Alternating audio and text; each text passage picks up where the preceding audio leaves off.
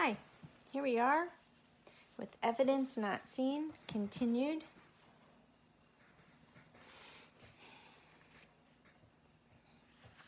I answered all their questions and they laughed with me about the Tom Sawyer bit, but when I told them about the food drop, they hugged and kissed me and we danced around singing food, food, glorious food.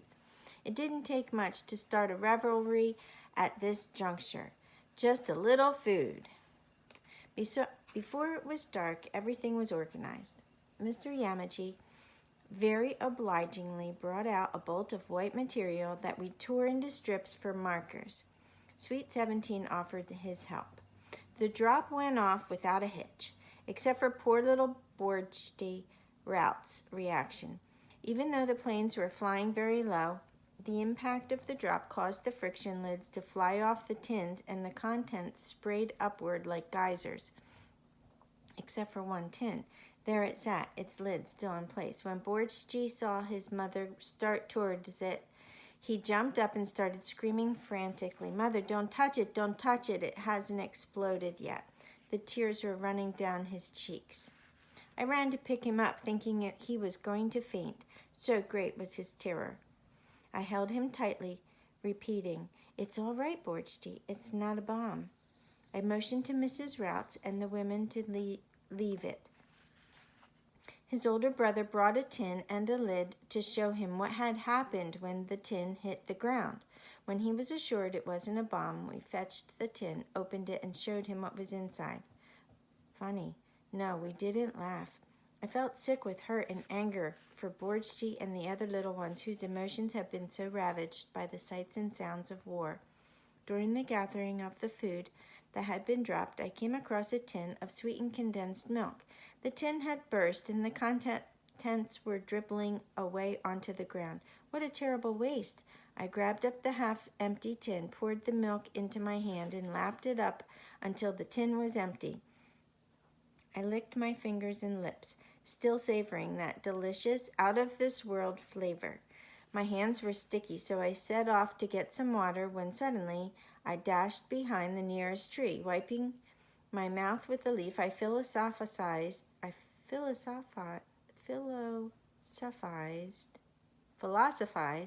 that it was worth it, for it was probably the only time I would ever enjoy food going both ways. Oh, I understand.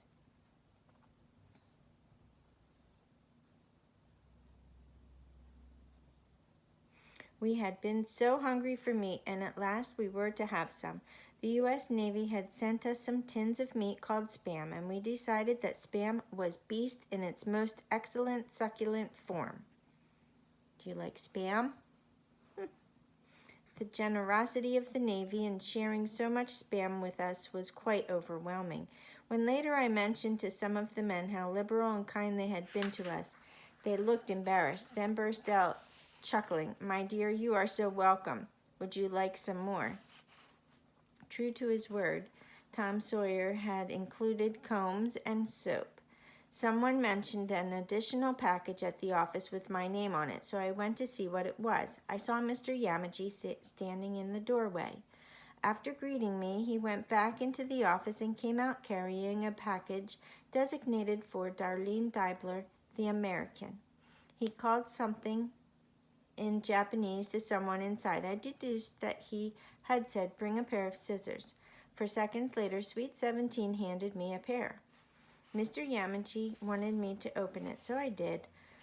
It contained a pair of shiny black men's shoes. They were small, but not small enough. Not Joba Nanja. "Try them, missus." I put them on, and both Mr. Yamaji and his second-in-command thought they were very beautiful. "Vegas, Nanja. Beautiful, missus." I smiled on standing up, for I could see so much shoe out in front of me that I thought I must look like Sweet 17 with his very long feet. The shoes were too big, but I knew a woman who might fit and who needed shoes badly. Mr. Tom Sawyer was a very gracious man to send me the shoes. I hoped I would see him again to thank him. Mr. Yamaji asked if I were going away with the other Americans. No, I said. I would like to visit Mr. Deibler's grave before I leave. Ah, Tuan Major told me that, Nanja. So I have ordered a truck to be here tomorrow morning to take you to Peri Peri. And I've also sent word to the men there that you are coming. The truck will then take you to Makassar, so you will be ready to go with the last plane load. Excuse me. I was amazed that he knew all about the plane schedules and so forth. I thanked him profusely for arranging transport for me. It's nothing, Nanja. Tuan Yamaji, I have wanted to thank you ever since you came to Makassar to visit me in prison. I was very sick from malaria, beriberi, and dysentery. I never had tuberculosis at the Kempentai, as the Kempentai told you, but I was very sick, and the bananas you sent me by the guard gave me strength so that I didn't die. Did you know that the Kempentai men said they would cut off my head? He nodded. Nanja, I told them you were not a spy. I knew you weren't, because of what you had told me about God here in my office. I told them that you had told me. I'm sorry, Nanja, that your husband died, and you have had so much trouble, but now you go back to America. Mr. Yamaji, I have told Tuan Major about your visit and the bananas that saved me from starvation, also about the Kempentai. I will tell Nanja Presswood's husband also. Mr. Yamaji had pleaded mercy for me. I certainly owed him that much. Suddenly, something occurred to me. Mr. Yamaji had told them I talked to him about God's love.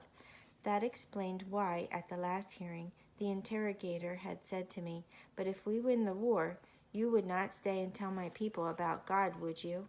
You'd go back to America?"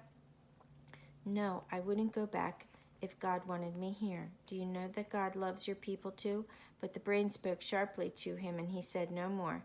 The Australian major from the Army of Occupation told me that the Kempentai officers, the brain, and the interrogator had cut their wrists on barbed wire in an attempt to commit suicide rather than come to trial. But they had been unsuccessful, and both were sentenced to be executed. I said good night to Mr. Yamaji and Suite 17 and thanked them again for arranging the truck for me. It was still light, and most of the women in the area of the old camp. A vehicle had stopped outside the gate, and the passengers were coming in. I saw Ruth and Ernie among them, so I ran to meet them.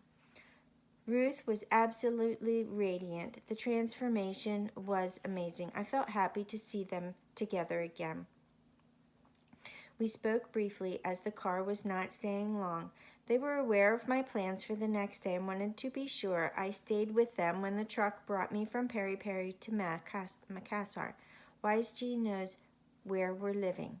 Ernie handed me 4 letters and a drawing. There's a letter I wrote you after Russ died, but I wanted to tell you personally. His face was drawn. He said softly, "Be thankful that the Japanese never fetched you. You would never have recognized Russ. Now you'll be able to remember him as he was the last time you saw him. I don't know why God took him. His life and messages had a great impact on the men in all the camps. I miss Russ. He was my dearest friend, and I think Dr. Jaffrey would have said the same." He looked at me sadly, remembering. "May he comfort you. We have to believe that our Father knows best." The driver sounded the horn, so they had to go. They assured me that they would be looking for me the next day. I waved, but couldn't speak, clutched tightly in my hand were the letters Ernie had brought. I sought a place near our hut in the jungle camp where I had privacy to read my letters. The people understood. They had seen Ernie hand them to me. I looked long at a drawing by Brother Gerardus. It was a sketch of Russell's grave, beautifully done in pencil. At the bottom he had written, "God kiest de besten." God chooses the best. On the reverse side I found these words, drawn by Brother Geraldus, who was with him when he went to heaven and who closed his eyes on August 28, 1943. I prayed that God would bless Brother Geraldus for his kindness and the Christian love he had shown Russell and now me. I laid the drawing carefully on the grass beside me. I remember them having a photo. Oh yes, this is the drawing. I remember seeing that before. And there are those words. God chooses the best.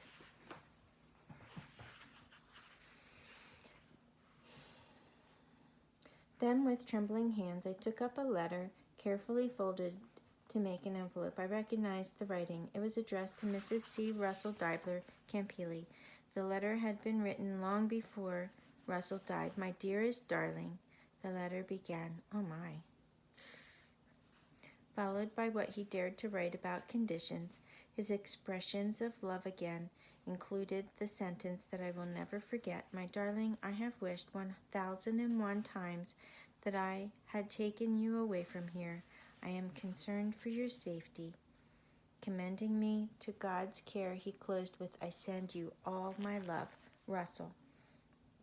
It took me a long time to finish the letter. I didn't want to stain it with tears. I was so grieved that he felt he should have taken me away. Both of us had agreed that we should remain, and that decision was reached only after much prayer. Lord, I trust that you reminded him that it was you who impressed upon both our hearts that we should not leave. I have been safer here, overshadowed by your love, than I would have been anywhere else on this earth outside of your will. The first letter from Dr. Jaffrey said, I owe Darlene Deibler $25 for her 25th birthday, payable after the war. Happy birthday, Lassie, Dr. Robert A. Jaffrey. I loved it that he had been thinking of my birthday and no doubt praying for me. His other letter and Ernie's were both written after Russell's death. The contents were similar to what Dr. Gottlieb had told me, except that Dr. Jaffrey had made mention of Russell's asking to be anointed with oil and prayed for, which he and Ernie had done. That was around 11 p.m., after which Russell seemed more restful. I do not remember having prayed for anyone like I prayed for him, but somehow in the providence of God it was not his will to heal him. It is for you, Lassie, that I pray, that you may be comforted and accept Russell's death as the will of God. Ernie added that Dr. Jaffrey and I had gone outside. Hearing Russ call for you, we couldn't bear it. We walked back and forth outside the room where the doctor was attending Russ.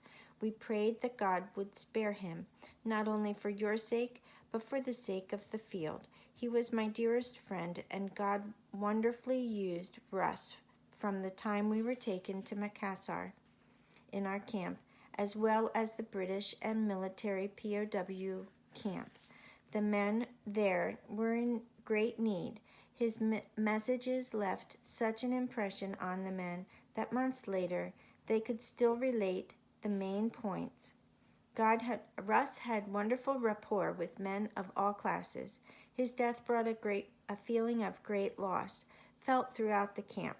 What Brother Geraldus wrote under the sketch of Russ's grave, God kites de besten, expresses what we all felt. God had indeed taken one of the best men in the camp to be with himself. His funeral was very impressive, and we were all deeply moved. Many of us wept openly and unashamed. Some months later, a Dutch gentleman told me that at Russell's funeral service he had given his heart to Christ. I miss Russ, and there are many others who sorrow with you. When I went into the hut, the women who were left were waiting. I shared Russell's and the other letters with them and showed the drawing by Brother Geraldus. Our lives had become so interwoven that what mattered to me mattered to them. We had become a close-knit family. By the time I finished reading the letters, we had drawn into a tight circle, each drawing strength from the other. Clasping hands, we prayed. I saw the measure of their love for me and mine for them, expressed in tears, knowing that after tomorrow our paths might never cross again.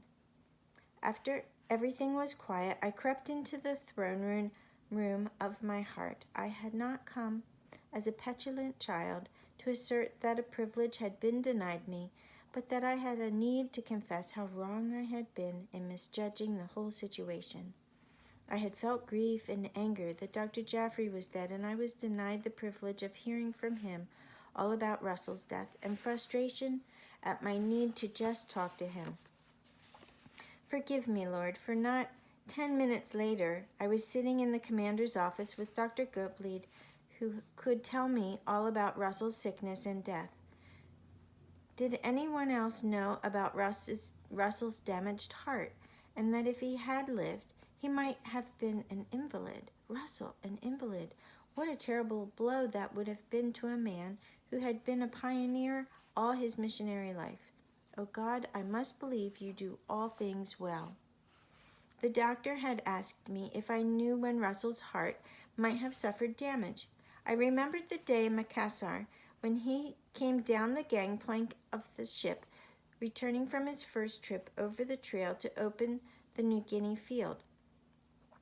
He had made the trip alone. He was denied sufficient sleep by carriers plotting to drop their loads and abandon him. He suffered a too rapid loss of weight due to insufficient supplies. He endured the rigors of a trail that was no trail, following a ribbon of water to find a Stone Age people who had never heard, and to claim by faith a land and its people for God that New Year's Day, 1939, to plant a seed and water it with the life's blood, that from New Guinea's unaccountable multitude there might be the redeemed to sing with us, worthy is the Lamb who was slain. That's one really long sentence. Then came the letter from out of the past, Russell's letter, preserved by Ernie, who understood what it would mean to me, kept since 1943, affirming the love the doctor surmised. Pure love always leaves behind a legacy of undefiled memories without regrets. It was wrong of me to think I was being denied a privilege. Written as he would speak, Dr. Jaffrey's letter shared with me all about Russell's death, with the added dimension of the anointing of Russell.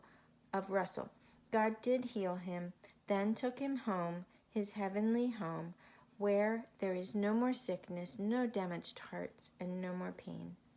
It was lovely, too, to know that even though miles and a war had separated us, Dr. Jaffrey had remembered my birthday and had prayed for me. Ernie would have destroyed his letter when peace came, but he didn't. Ernie could have destroyed his letter when peace came, but he didn't. The hurt from the loss of his friend Russ lay fresh upon the page. How encouraging to know that God had graciously used Russell's ministry to comfort, challenge, yes, and convict others. He, being dead, yet spoke, and at his funeral a man had given his heart to Christ. Ernie, too, had told me all about Russell's death and burial. Recalling the drawing by Brother Geraldus and the words, God Christ die besten, it spoke comforting words that Russell's life had adorned the gospel of Jesus Christ, and that he had been loved by those who knew him. Brother Geraldus could not have known how beautiful that drawing was to me. I prayed the Lord to forgive me. I had asked to hear from one person, and my Lord had given me 5 responses to that request. Once again, my Lord had done the exceeding abundant above what I had asked. That's a ratio of 5 to 1. I was reminded of another time when it was 92 to 1. How good my Lord is. I rose early the next morning to bathe with soap and comb my hair. Then I picked up Mrs. Lye's Bible, my letters and the drawing, my comb and soap, my spoons, and the burned trinkets rescued from the ashes, piling them neatly on a rag. I tied a hobo knot to facilitate carrying them and walked away. After a few steps, I paused to look back at the old shack. Within its walls, we had experienced the heights and depths of emotions. Our nerves had been stretched almost to the breaking point. We did not write the scenario. We were but the reluctant actors. But the drama of this past 2 months will be remembered long after you, old shack, have fallen to your knees, rotted, and been reclaimed by the jungle floor. I joined the others drifting toward the headquarters. When the truck arrived, to my surprise and delight, Wise G. Can-Do stepped down to greet me. "Oh, Wise G," I squealed. "I had no idea you would be coming." She handed me a sack, saying that Mr. Yamaji had said she should bring me a dress and shoes. So he had thought the other shoes, though they had beautiful shine, were not appropriate with the dress. How thoughtful. I ran to the well enclosure to change as quickly as possible. "Bless you, Wise G." She had included some lingerie. The material of the dress I recognized immediately. I knew its history. Helen Sandy and her husband Andrew were fellow students in St. Paul and longtime friends. Baby David Jerome was born in Makassar before they left for Borneo. Helen had asked me to buy material for 2 dresses and have Tante mine make them like a dress of mine that she had always admired. Wise G's aunt had evidently not been able to get them sent because of the war. I was sure that Helen wouldn't mind my borrowing this one. It was made of a blue rayon material with splashes of black and white for design and a black and white tie belt. I slipped the dress over my head and looked down to see that it nearly reached my ankles. Never mind, I thought. I'll cinch the belt in very tight and blouse the top over it. It didn't look too bad. The shoes were white sandals with ankle straps and high heels. They fit quite well. But I needed a bit of practice walking in heels again, so I circled the well several times. I would find it very embarrassing if I fell off my shoes in front of the other people. I got out my comb, ran it through my hair several times, then slipped it back into my rag bag. Did I look all right? I don't know. But look out, fashion world, here I come. Stepping out of the enclosure, I postured, then walked with mincing steps, holding my rag bag as though it were a fashionable bag. Cheers went up, punctuated with clapping and calls of Darlene Deibler. "You look beautiful." Never forget, beauty is in the eye of the beholder. I had to make a joke of it to keep the lump that was rising in my throat from getting the best of me. These were friends to whom I was saying goodbye. Most of them would be going to Makassar today, so we parted saying, "I'll see you in Makassar," knowing in reality that we might never see one another again. I went over to Mr. Yamaji and Sweet 17, who stood talking to the Japanese officer who had come on the truck.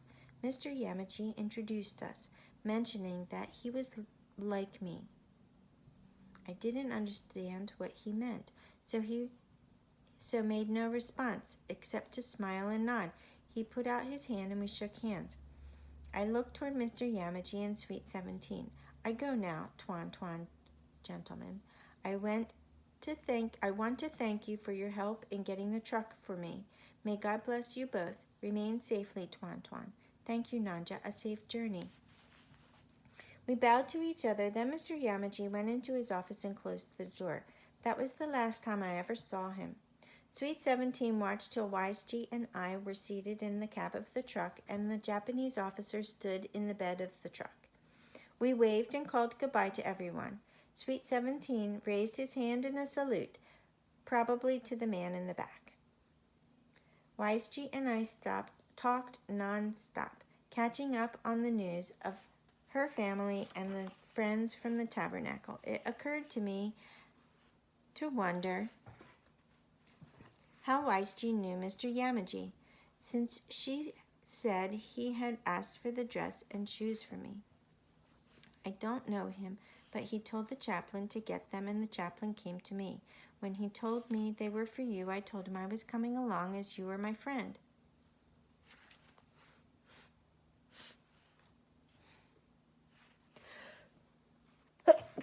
Excuse me.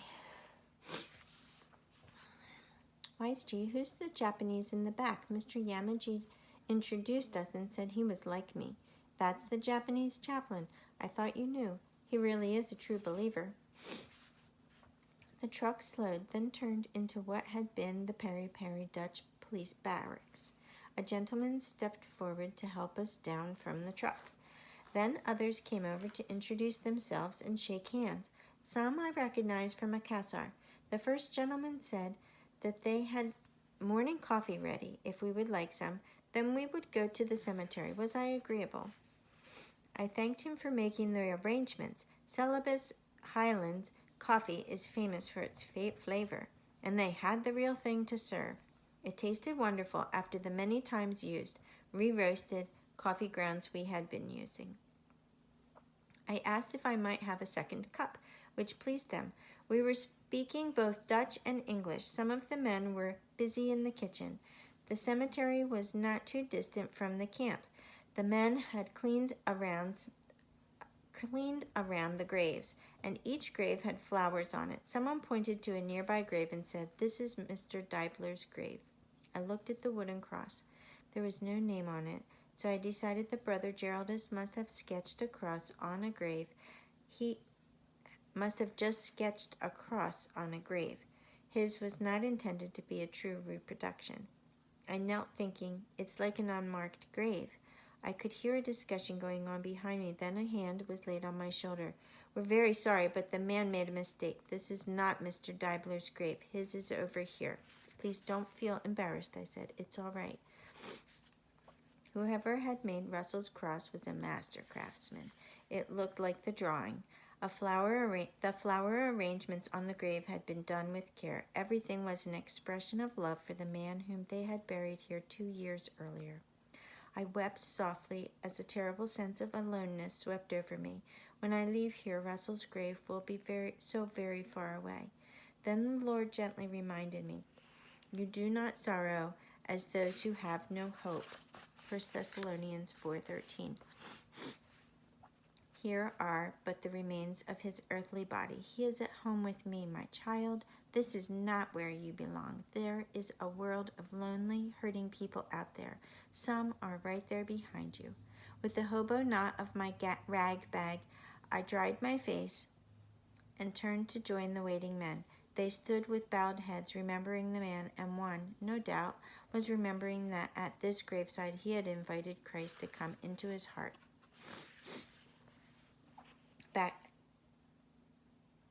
I'm going to stop there. Let's see, we have...